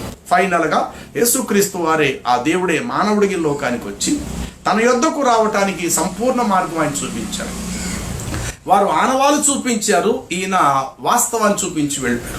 వారు ఛాయని చూపించారు, ఈయన నిజ స్వరూపాన్ని చూపించుకుంటూ వెళ్ళారనమాట. వారు నీడను చూపించారు, ఈయన సంపూర్ణ ప్రత్యక్షతను చూపించాడు అనమాట యేసునాథుడు. అలా చూపించి నేనే మార్గం, నేనే సత్యం, నేనే జీవం, నా ద్వారా తప్ప మీరు నిత్య జీవానికి రాలేరని ప్రభు చెప్పి వెళ్ళిపోయారు. మరి క్రీస్తుకు పూర్వము, క్రీస్తు లేనప్పుడు చనిపోయిన వారి సంగతి ఏంటంటే వారి మనస్సాక్షిని బట్టే తీర్పు తీర్చబడతాది. కాబట్టి ప్రియులారా, దేవుడు ఒక్కడే సృష్టికర్త. ఆ దేవుని యొద్దకు వెళ్ళటానికి ఏకైక మార్గం యేసుక్రీస్తు వారు చూపిన బోధయే మార్గం. అంతే తప్ప క్రైస్తవ్యము మతం అనద్దు. మతం ఒకేళైతే కనుక మతములో రాక్షసత్వం ఉంటుంది. మరి క్రైస్తవులు రాక్షసత్వం లేదే. ఇప్పుడు ఏదైనా వేరే దాంట్లో ఇతరులను చంపేస్తుంటారు, గుళ్ళు పడగొట్టేస్తుంటారు, చర్చిలు పడగొట్టేసేవాళ్ళు బోడు మంది ఉన్నారు, సిలువలు పడగొట్టేసే వాళ్ళు ఉన్నారు, క్రైస్తవ నన్సుని కొంతమందిని పాడు చేసిన వాళ్ళు ఉన్నారు, క్రైస్తవ బిడ్డలను అక్కడక్కడ చంపేసినటువంటి దుర్మార్గులు ఉన్నారు. వీళ్ళందరూ కూడా ఎవరండి? వీళ్ళందరూ ఎవరండి? వీళ్ళు క్రైస్తవ్యాన్ని బైబిళ్ళు తగలబెట్టేసిన వాళ్ళు ఉన్నారు. ఏమంటే అలాగే ఎక్కడైనా క్రైస్తవులు హిందూ దేవాలయానికి వెళ్ళి ఆ హిందువుల యొక్క వారి పూజించే తమ దృష్టికి పవిత్రంగా ఎంచుకుని తమ గ్రంథాలను ఎప్పుడైనా బూడు చేయటం అనేది ఎక్కడైనా ఉందా? కాకపోతే క్రైస్తవులు వాస్తవాలు మాట్లాడతారు. కొన్ని డిబేట్స్ కార్యక్రమాలు జరిగినప్పుడు ఇది ఈ గ్రంథం ఇలా చెప్తుంది, ఈ గ్రంథం ఇలా చెప్తుందని చెప్తారే తప్ప క్రైస్తవులు ఎక్కడ తోటి గ్రంథాలు కానీ తోటి వ్యక్తులను కానీ దూషించేటువంటి సందర్భం అయితే ఎక్కడ లేదు. కానీ నిజం మాత్రము క్రైస్తవులు మాట్లాడతారు. నిజమే కొంతమందికి ఎందుకో మరి జీర్ణించుకోలేని పరిస్థితి ఎదురవుతుంటారు. ఎందుకంటే ఈ నిజం వారి దగ్గర లేనందున నిజం ఎప్పుడు ఒక చోటే ఉంటుంది, నిజం ఒకటే ఉంటుంది, నిజం ఒకరి దగ్గరే ఉంటుంది, ఆ ఒక్కడే దేవుడు అయి ఉన్నాడు. ఆ దేవుని యొక్క ఉన్న ఆ నిజం మిగతా వారి దగ్గర లేనందున మిగతా వారికి ఆటోమేటిక్గా అసూయ కలిగేస్తుంది అనమాట. ఈ దేవుడి దగ్గర అంత నిజాయితీ ఎందుకు ఉంది, మా వాడి దగ్గర ఎందుకు లేదు, కాబట్టి ఆయన మనకొద్దు అని అనుకుంటూ ఈనాడు క్రైస్తవ్యాన్ని ఒక మతంగా భూతద్దంలో పెట్టి చూస్తున్నారు, ఇతరులకు చూపిస్తూ ఉన్నారు. కాబట్టి దయచేసి మంచి మనసుతో అర్థం చేసుకోనండి. మతము ఎదుటివాడిని చంపేయమంటుంది, మతము ఎదుటివాడిని వెలివేస్తారు. ఏమంటే ఈరోజు అరబ్ దేశాల్లో ఇస్లాం మతాన్ని విడిచిపెట్టేసిన వాళ్ళని చంపేసిన వాళ్ళు 3 మంది ఉన్నారు. ఇస్లాం మతం కాదని వేరే క్రైస్తవంలోకి వెళితే నడి రోడ్డు మీద చంపేస్తే ఎంతోమంది క్రైస్తవ బిడ్డలు ముస్లిమ్స్ కన్వర్టెడ్ అంటే ఇస్లాం మతంలో ఉండి యేసు ప్రభువులోకి వచ్చినటువంటి ఎంతో మంది క్రైస్తవుగా మారిన తర్వాత అదే ముస్లింల చేతుల్లో చచ్చిపోయినటువంటి బిడ్డలు ఎంతో మంది ఉన్నారు. కాబట్టి మతం ఏం చెప్తుందంటే మన మతం కాకుండా వేరే దాంట్లోకి వెళ్తే వాడిని చంపేమని చెప్తుంది.